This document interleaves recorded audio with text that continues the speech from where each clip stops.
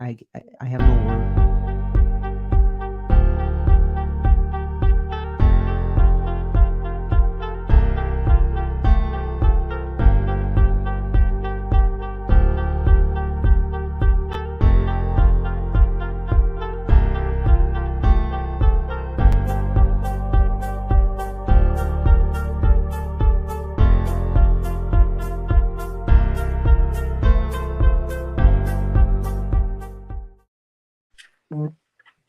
And we are back with another season 1, episode 2 of the 3 and D podcast. My name is Brandon Blanco, as joined with my lovely co-host, Mr. Cliff Yes, sir. YV.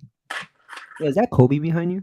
That is Kobe, the late great, I'm top glad I three asked all you because time. this whole time I thought it was Carl Malone. I was like, why do you have a Carl?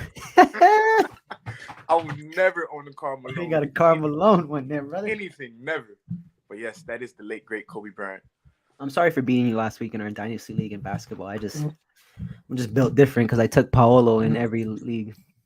which was a great pick. But if I would have locked in Luca's second game when he had that 40-point triple double, then we might have been I talking about a can't different lie. outcome. Since, if I'm being honest, I love that. I at first when I joined this league that we're in and another league, and they were talking about locking this, locking that, I'm like, this just seems fishy. Like I don't like it. Right? But after this first week, it's the most beautiful thing. Because at the end of the day, no manager can blame anyone but But themselves. themselves. You're gonna either lock this game in or you're gonna risk it for the biscuit into the next game. Right? The only bad thing is that I don't like is like if a player gets hurt, you're fried You're because fried. you can't lock in the previous game and then you can't lock in their other games because they're donuts. Right? But and I don't like how you can't switch players out throughout the middle of the week because I have Cole Anthony in my lineup and Anthony Simmons is just going crazy on my bench and I I cannot think switch him out. we've been spoiled with the rules of fantasy football. I don't even want to talk about football to this. Like, Yeah, right. yo, I don't want like it's a shocking thing. Like this was the week my team went crazy. But other than that, man, let's discuss what we got today. Yeah, so I was doing some research before you came on. Paolo Banchero has scored 20 plus points in every single game this year. He's the best thing since sliced bread. No, actually, he's the best thing since LeBron James. Sorry, Luca, I love you, but this kid, He's for there's no real. words for him. You just can't like. It sucks that he has to go to Orlando, but you can go to Magic Kingdom and Animal Kingdom on the weekends. But Right. bro, no, you really he's can. But it's he's just like, he's almost like an anomaly. He's a bigger, faster Luca, but a smaller, less bro, it's athletic like LeBron. I look at it obviously that, but when I'm looking at just previous prospects that come out like in the past 2 3 years, it's like everything Obi Toppin wish he was is Paolo Banchero. Um, But yeah, he's that spark on the Magic. He's already their best player. They don't have a bad team. They're just super, super. Everybody on that team is younger than us. Jalen Suggs younger than us. Markel Fultz is still someone over there. Bobo found new life over there. Mo Bamba's over there. Wendell Carter's over there. All of them are under 25, 26 years old. I'm thinking of there's another brother. The Wagner brothers are over there All as right, yep, well. That yep. team is not bad. And Paolo, by the end of this year, I just can't wait for what he does. Give him the rookie of the year already. What he's gonna do. What like it's just he's him. He really is. I think at this point he can only stop himself, but there is nothing that any defense can do with him because he is that skilled as an NBA player, and he's shown it already. He's shown that he should have been the first round, the first overall pick, and he Oh, he definitely was. deserved that spot. He was the number one pick. I'm sorry. He should have been the number one pick. He's showing that he should have been the number one pick. No. He was the number one pick in the draft. Oh, Chet was two. Yeah, man. Don't get me started, man.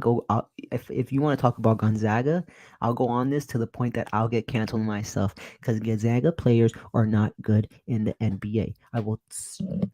They're system players. They're system players.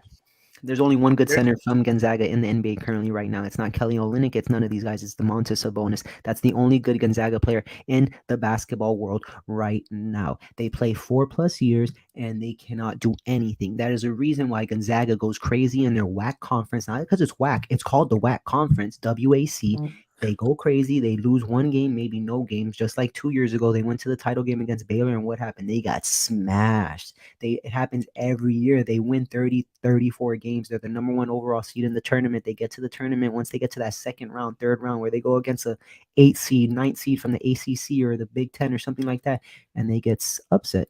Why? Because they're not playing any no real competition. They're just not. Chet's not no scrub, but Chet literally weighs as much as me, yet he's a He's whole a foot and a half featherweight. taller He a than me. featherweight.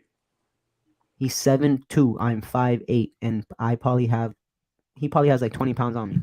You get me? That doesn't work like that. Yo, there's Kevin Durant broke his foot years ago, and they thought he was done. Like a 19-year-old weighing 140 pounds is not healthy, especially when you're 7'2". You broke your foot. You're missing the entire year. It's the same foot injury that ATN broke. You get me? Like it's a bad injury, especially when you're that big. You're not supposed to be that big moving that way. I'll say this till the day I die. You're not supposed to be that big. But OKC, I don't understand what OKC might as well trade all the 45 first round picks that they have and go get Victor. Because other than that, it's like one of my friends says that's just a center to like develop players and then ship them out and then restart it all over again. Because it's like what they just get young players after young players play well with them, then a team wants them, trades for them, back in the same cycle. They've groomed three former MVPs.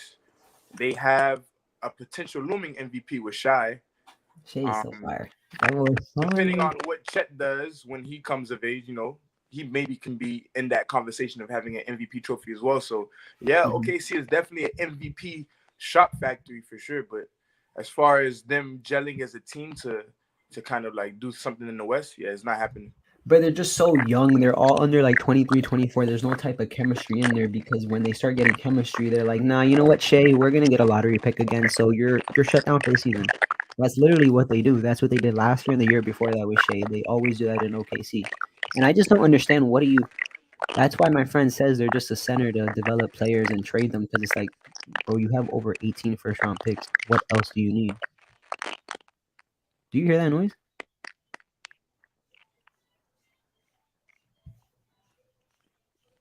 Can you hear me? Hello? Hello, hello? It's static in a bit. No, no, I hear you. I was just making sure you hear me.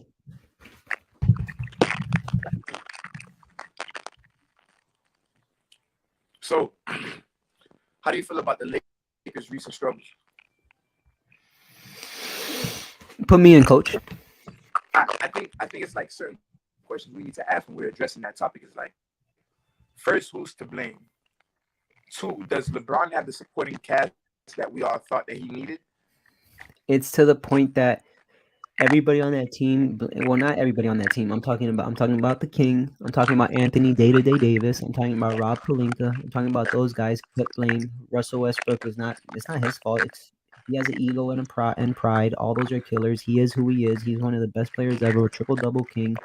And he's not that anymore. Even though he could still produce that, but you can't do that when you're literally playing with LeBron James, who is just a better version of yourself.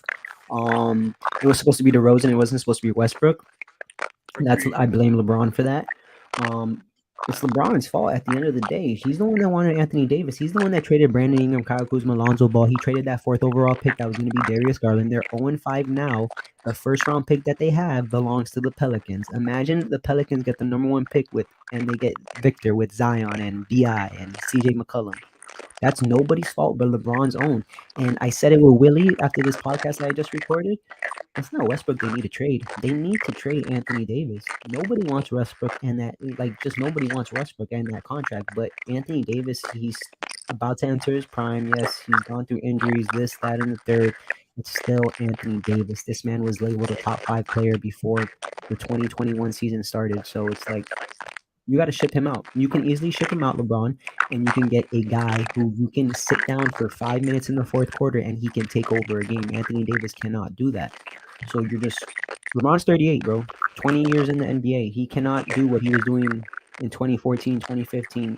He can't. He can't carry that Cavs team that won 52 games all the way to the postseason. He needs someone else. And Anthony Davis can't stay on the court, so you might as well move him. That's how I look at it. But 100% it's LeBron's fault and that front office. They're not making any type of moves. I promise you I could shoot better threes than a lot of those people on that team. Yeah, their shooting percentage is horrible. Overall, I think these struggles need to change, like you said, with an immediate trade. But what do they surround themselves with? Is it another big to replace Anthony Davis? Or does No, they need LeBron need more shooting. shooting? If I'm keeping it real, even though it's not gonna, I don't think it's enough. They could trade. It's not enough at all. Anthony Davis for a Buddy Hield and a Miles Turner plus more, but the more would be Tyrese Halliburton, and the Pacers are not giving that up. But they need shooting. They need someone that LeBron James commands so much attention that he kicks it out this way, kicks it out that way. You can't kick it out when it's Russell Westbrook and Lonnie Walker and these boys that can't shoot to save their lives. You give it a Buddy Hield, that's one of the best 3-point shooters in today's game. Literally up there with Clay, up there with Dame, up there with Steph. Like Buddy Hield is that lethal. There's a stat like the past 5 years, most 3-pointers. Buddy Hield's right there. Like right, if he's not number one, he's number two. Like you need you need someone like that. And Miles Turner is not no scrub. It's like I was telling Willie, bro. You can find centers. You're LeBron James. You can make any center look crazy. You don't need Anthony Davis. You can get so much from Anthony Davis. There's so many teams out there. Great in the finals last year. What happened? I said Kevon Looney looked great in the finals last year. Bro, you don't need, like, it's today's age where it's not a big man's game anymore. It's a forwards game and mostly a guards game. Most definitely, it's a guards game nowadays. Like, that's what LeBron means. Imagine LeBron with Dame. Get rid of Anthony Davis and picture a world where he has Damian Lillard. He does not. You think LeBron has to play 40 minutes a game anymore? Not at all. LeBron doesn't even need to drop 30 anymore because Dame's going to be doing that. LeBron can still do 25, 5, and 5. But at this point in his career, LeBron cannot do 40 points a game. He cannot play 35 plus minutes a game. He's going to, like, bro, he's 40 years old. Yes, he's unstoppable, this and that, $1 million on his body a year, but everything catches up to people. Look at Tom Brady. You get me? People grow up. People get old. Their bodies start aging. He can't do this. He can't do what he was doing in his second year, in his second time in Cleveland, where he was just carrying the Cavs over and over, beating the number one seed, sweeping the Hawks, all that stuff. He can't do that anymore. It's not that he can't do that anymore. I just think he gets. Yeah, you get me? Like, LeBron could still do that, but it's just like, bro, he's done it so much that it's like, bro, at the end of the day, nobody needs to say anything. You can tell he's tired. Like, bro, he's been playing basketball more than he's been alive. He is tired. You get me?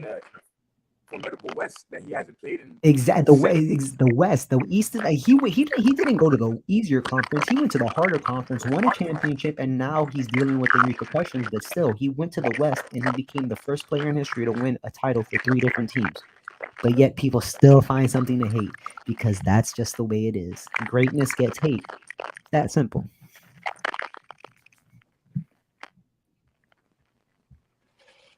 I don't think these struggles last too long though. I think they find their niche, and they muster up some wins. They can muster up wins, but it's like something has to shake because the team constructed now, that team's not even going to win 30 games, brother. Like, I think if they do strike for a trade this early in the season, it'll strike the confidence in the team.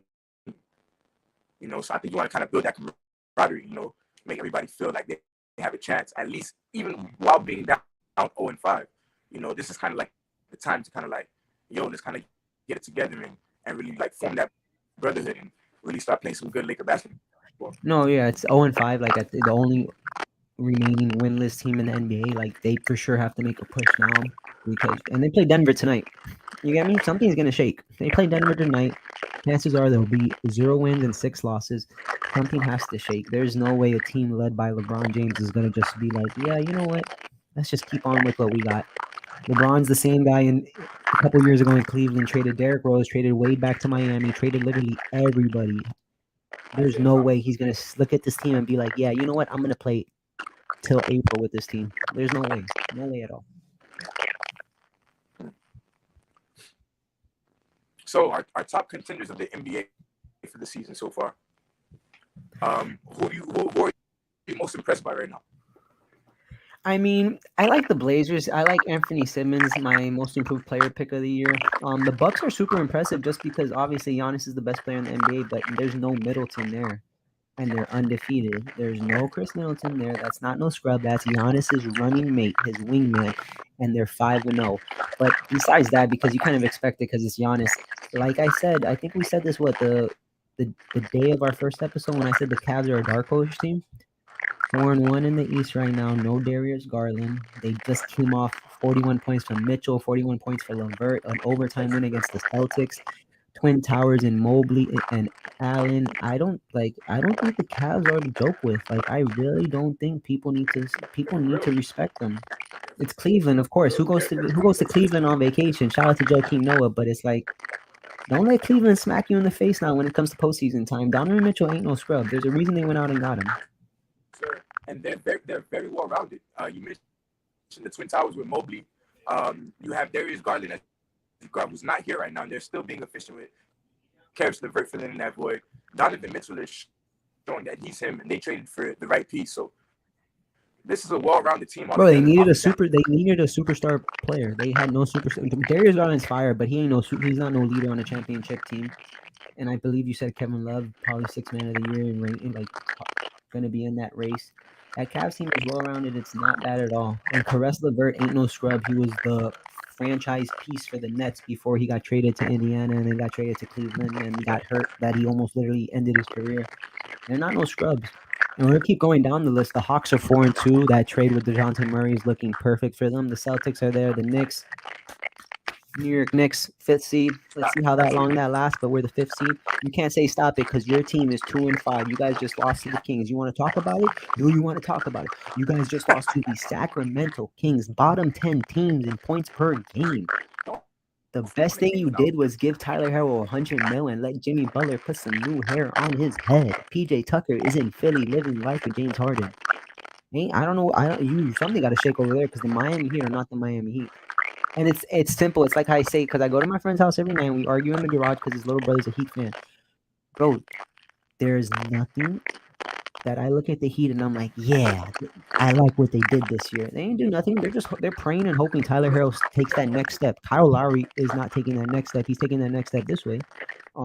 Bam is finally waking himself up. I have no problem with Bam. He just had a slow start. Jimmy, slow start. That contract when he's 38 years old, 37 years old, getting $45 million. I know that's gonna hurt you guys, but yeah, I really do think you guys are just banking that Tyler Herro becomes that next step, that third piece on your team. But other than that, like, you guys are down by 20 by the Kings. Tyler Herro has to step in and go crazy.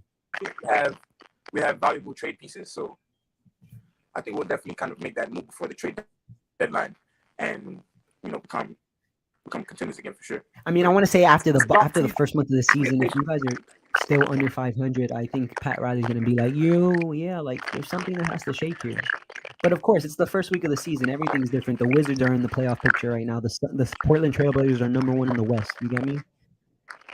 None of this is going to look the same in a month, but still, it's just surprising to see the Miami Heat are at the bottom of the East. It's a long season. We're playing a patient game. Yeah, for sure. This game, it's savage, but it's just,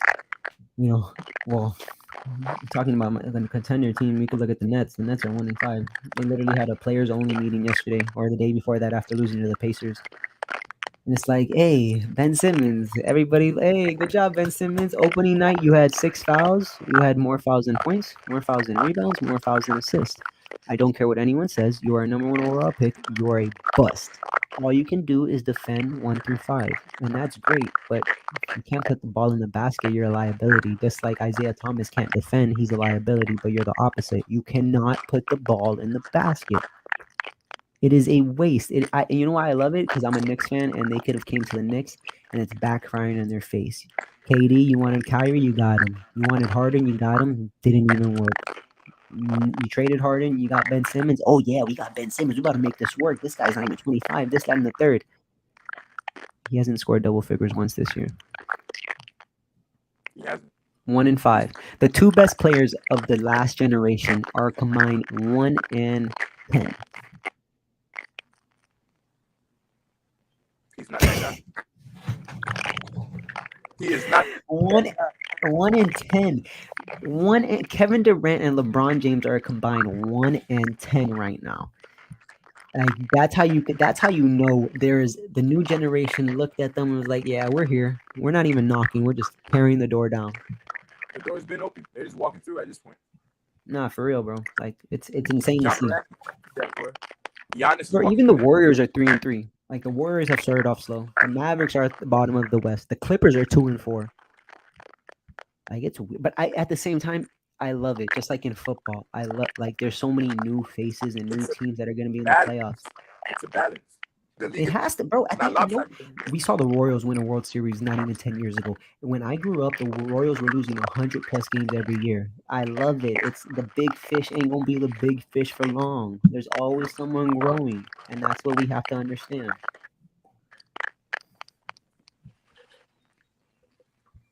Talking about big fish, John Morant, my opinion, is the league leader in MVP votes if we were to vote today. John Morant's special. I mean, no, I would think the MVP is RJ Barrett. No, I'm joking. I don't even want to talk about RJ Barrett at this point. But That's wishful. That's wishful thinking. One day though, he definitely has the potential. I do not sleep on RJ Barrett. For one, he plays in a very maybe the biggest market in the NBA aside from the Lakers. Um, No, they have no, the Knicks are the biggest market. People just scared to play in the Garden because you could go for 25 points, but then the next game you go for 10 points, and they're already saying they're gonna kill your kid. Literally. yeah, I wouldn't give the Knicks that. Yeah. No, no, no. I'm not talking about the New York Knicks. I'm talking about the New York market. It's Okay. Yeah, for sure. Yeah, New York playing in New market. York, playing in the Garden, bro. It's not even called Staples Center anymore. It's called the Crypto.com Arena. Like playing in New York, like ask Eli. Those two rings, this, that, and the third, couple bad years near the ending of the season. Get the out of here. You get me? Like, bro, the New York media does not play. Watch tomorrow what they say about Zach Wilson. Watch. They I do feel bad not for him. play. I feel They don't bad for play, him. bro. He's about to go message all their mothers after this. Does not play. But you know, John Morant top tier. Like you can't stop that kid. The only thing that's stopping him, God forbid, an injury, he just has to land, be safe with your body. But other than that, there is no stopping that kid. Like he is too lethal. He is too quick. His hops are out the roof. You can't stop him. He's for sure gonna catch an MVP. But yeah, it's him, Luca.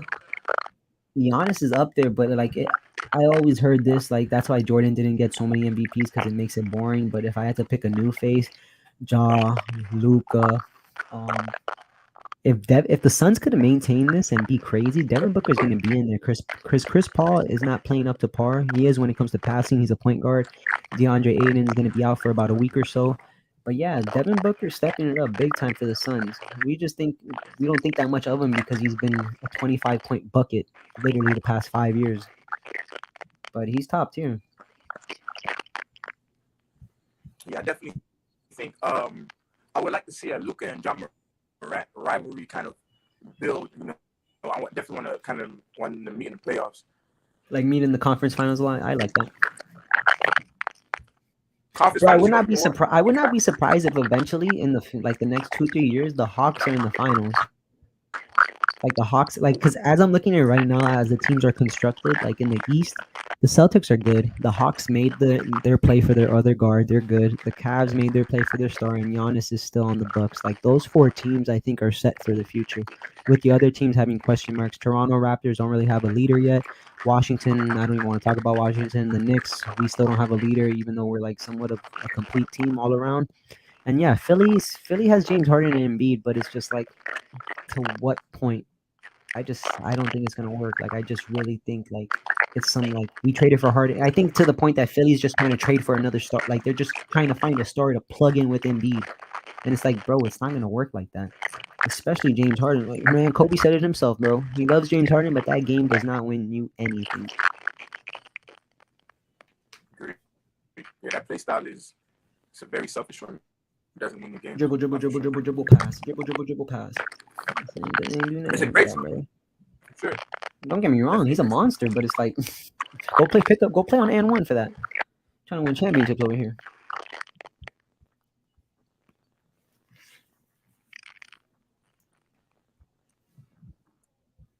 Who's your number one waiver wire pickup for the week? Waiver wire pickup. I wrote them down right here. I mean, I have three. Jabari Smith is the 13th power forward right now in fantasy. He's owned in under 60% of leagues. With I wrote it down here. Then again, I didn't write it down. But no, he's going crazy when it comes to rebounding the basketball, especially in categories leagues. He's gonna put up points, but everybody needs those precious rebounds. Jabari Smith is doing fairly well in that.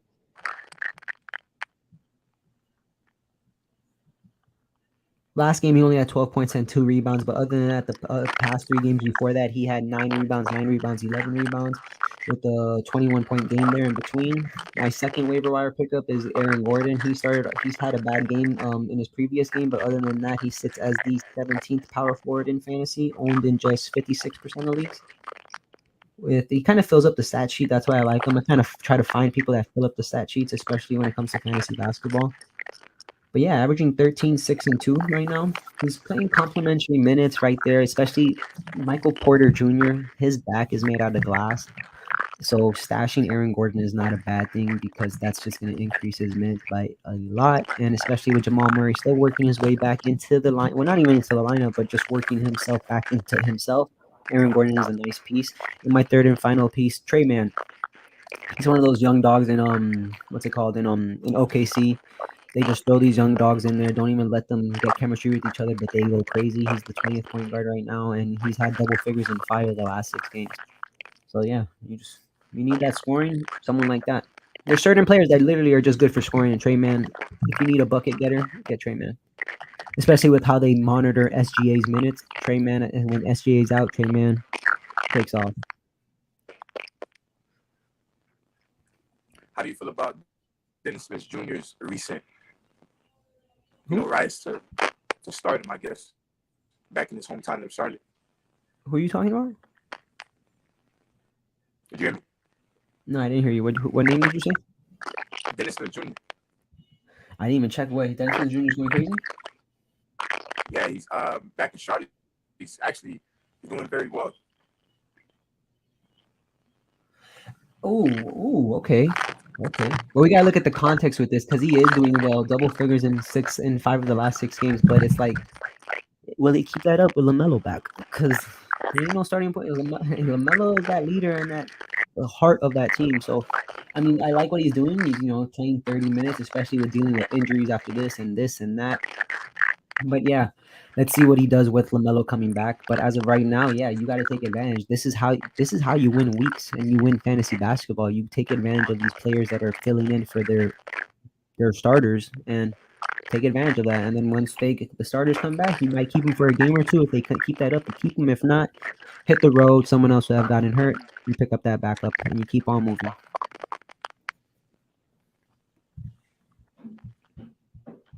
Who are your waiver wire ads?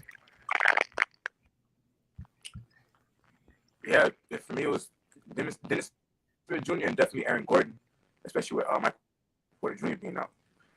Well, there wasn't. I can't think of his name. Hold up, I'm about to find him right now. It's a center for Memphis. He's a rookie. I don't want to mispronounce his name, so that's why I'm trying to find it. But he's going insane. And I think that's the effect of John Morant. Kind of has that LeBron effect where he just makes everybody around. Oh, this is his name. Santi Aldama. He's basically filling in for he's filling in for Triple J. He's not bad. Averaging over 25 points a game, like fantasy points. It's not bad at all. There's so many waiver wire ads out there. Like, it really is, but it's just hard. Fantasy basketball is just a completely different animal. Your team's not even going to be the same. Like, in a month, your team's not going to be the same. It's a very frustrating game. Like, football is one thing, but fantasy basketball, you cannot beat yourself up over it because it's like, bro, to win fantasy basketball, so much luck has to go your way. Fantasy football, like, you got to make the right starts here and there, but basketball, bro, a whole week fighting the same person, waiver wire ads, this, that, and the third, like, it's stressful, especially after like if your team has one bad game and that other opponent has a crazy night, it's over. The rest of it, you're just paying to get some points because you're not getting that W at all. Oh my God! Hold on. I'm looking at fantasy stats. Talk about a surprise player really quick. Lauri Markkanen. Oh my, big shot gun, Lauri. 21 points, 9 rebounds, 3 assists. The third power forward right now in fantasy. Wow.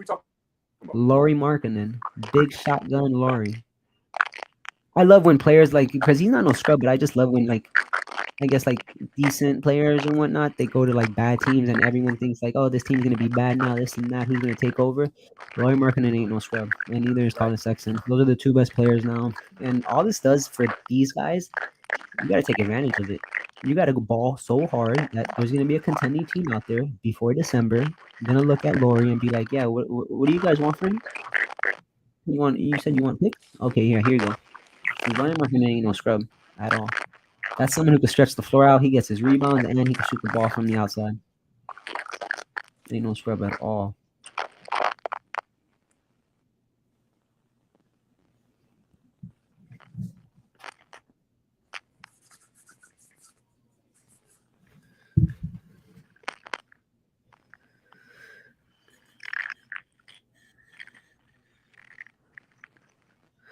Boom, boom, boom, boom, boom, boom. You got anything else today, buddy? What happened? My team that I think is going to come out of the East this year. It's gonna be Milwaukee. I have Milwaukee, but I also have Cleveland as a sleeper. You said what? I said I have Milwaukee coming out, but I also have Cleveland as a sleeper. No, yeah, Cleveland's my dark horse. If it's not Cleveland, like Boston's gonna be right up there again. One of these teams in the bottom they're gonna come alive. Brooklyn will probably come alive. Miami will come alive. Philly's 3 and 4. Like the Washington Wizards are not gonna be in the playoff next year. The Charlotte Hornets are not gonna be in the playoff next year. These are teams that are eventually gonna go on slides and lose 5 straight, 6 straight, things like that. It's gonna happen. It happens every single year, just like in the West. The Trailblazers are 5-1. Talk to me in a month when the Trailblazers are 8-17. You get me? It's just cool to see, but it's like it's kind of also cool to see, like, bro, what went wrong that these teams started just losing and losing and losing.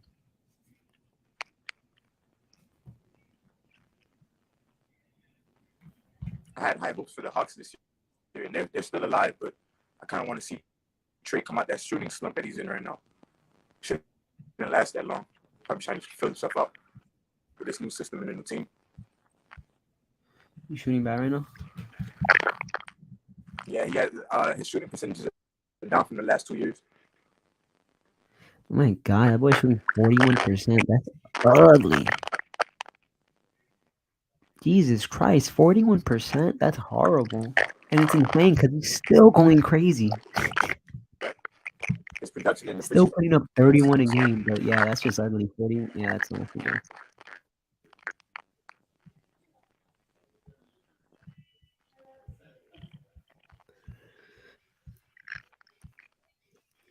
Who's dynasty overall #1 in NBA? That's a great question because I didn't even know they had things like that. I'm about to tell you right now and see if I agree with it. I think you can put maybe 5 players in that category right now that can be a bona fide, 101 dynasty pick. Oh no, I'm gonna find it right now for you. I got you right now, brother. Are we doing categories or are we doing points? You saw we doing categories or what? Yeah, like how do you want me to see the scoring? Just to see the overall. You want me to do categories or points? Yeah, do categories. Categories top 5 right now is, and it's insane. Yeah, that's crazy. Top 5, Jokic is still 1, followed by Giannis, then Kat, then Luka, then Trey. I would somewhat agree with it. I think Luka's above Kat. I really don't know why Kat's that high. I guess because he's still so young, but I would for sure put Luka and Trey above him. I could see why Nikola Jokic is above Giannis because Jokic just fills up the stat sheets everywhere. Like Giannis does it too, but like what Jokic does, it's just like it's kind of unheard of with the way his body is, how it's constructed, how he moves, how he's so slow, and yet you cannot stop him. Luka and Trey, they for sure should be in the top 5. Then it's rounded out. The top 10's rounded out by Tatum at 6, LaMelo at 7, Anthony Edwards at 8, John Moran at 9, and Tyrese Halliburton at 10. And I would say this isn't a bad list at all. Like I would say these 10 are there for sure. These 10 are there. I think Ja's Creeping in. What happened? I think Ja's a little too low.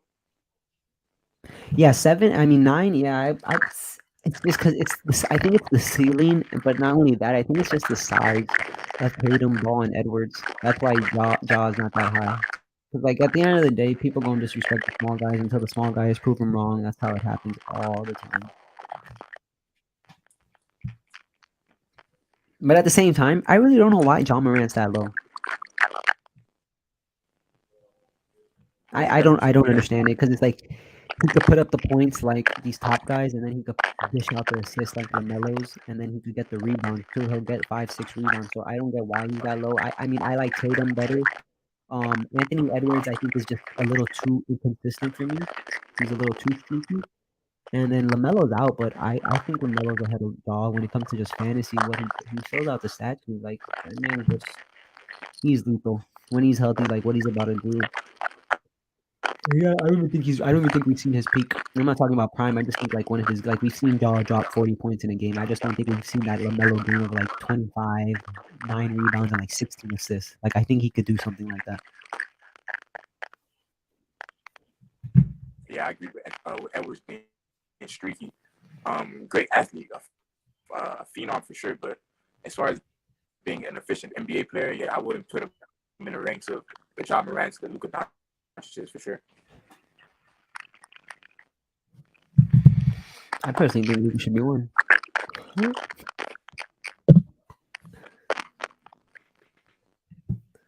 Your boy Bam is 12. I like that.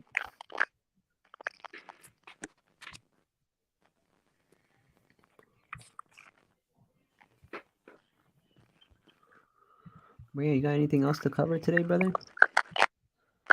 Any surprises? Any hot takes? Any spicy takes? Any cold takes? Any unseasoned takes? Any seasoned takes?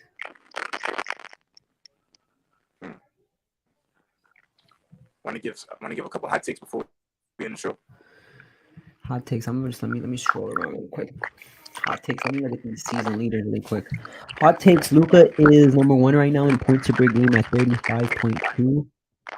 Let me see right now. I would say, yeah, there's gonna be a new face to win scoring title this year. And if it's not Luka, give me. If it's not Luka, I like Tatum to get that. I'm just looking at guys who plays crazy minutes. Tatum is practically playing 40 minutes a game. But I wouldn't be surprised if Luka gets it. Luka's taking the most shots in the NBA, 25 field goals attempted. He's shooting 47%. And why I think Luka might just get this scoring title is because, bro, he's actually shooting good from the free throw line. Like, he's actually shooting over 70%. He's shooting 83% right now. And that's going to give him so much points. Instead of having 27, 28 points, 6 for 13 from shooting, he's going 37 points because he's 12 for 13 from the line. Like I would for sure give me. I don't even think it's a hot take, but I think if he just could keep it up, but yeah, give me Luka for scoring title for sure. Defensive rebounds, Rudy Gobert's at 15.2. There's no stopping him. Like he has fun rebounding the ball. He really does. Wow, why is Anthony Davis the leader in steals right now? He has to make up for something with his lackluster performance. What is that? Why he's hurt? Because he's diving on the floor and stuff. Why is it, bro? 2.8 steals a game. Why are you? Why? Why don't you? LeBron needs you to score, bro. He needs you to get those double doubles, brother. Jesus Christ, man. Yo, this year in sports is just weird, man. It's just so weird. They did emphasize that defense was going to be a priority. So, I guess this is him making his statements.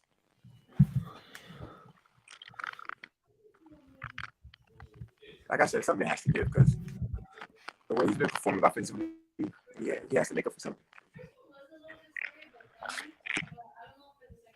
Give me your one hot take before we end.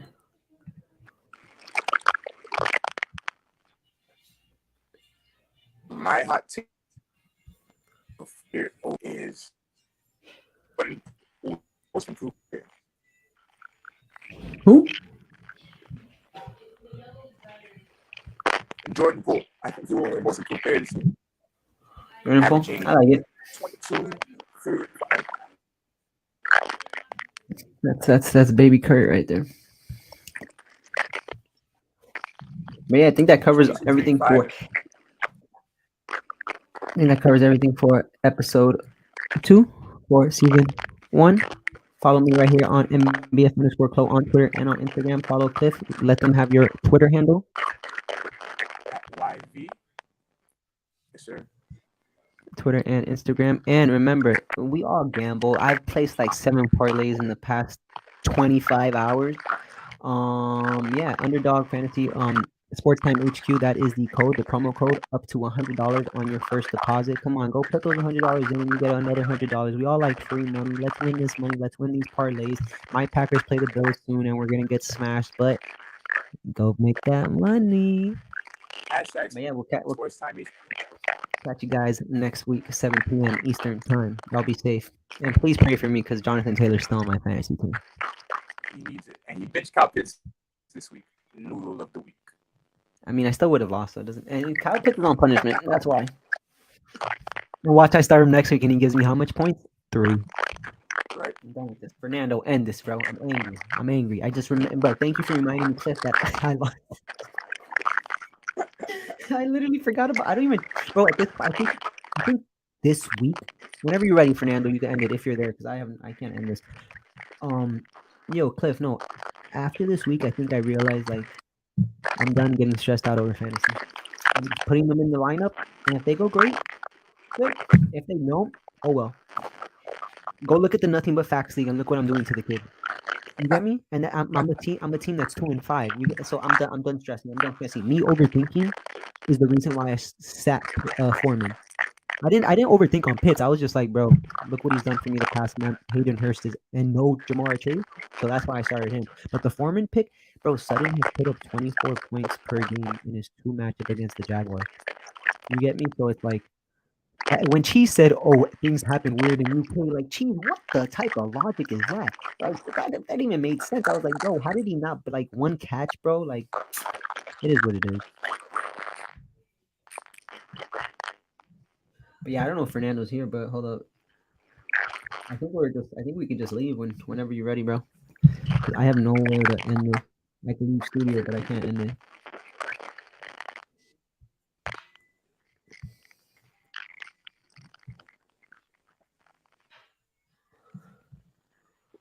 Dang, I can't lie. The messages aren't even going through to him. But I think you can leave whenever you want, bro. That's what I'm about to do. I don't know if his phone died or something, but I don't know how to end this. Hold up, let me. All right, till next time. Sports time HQ. We're out.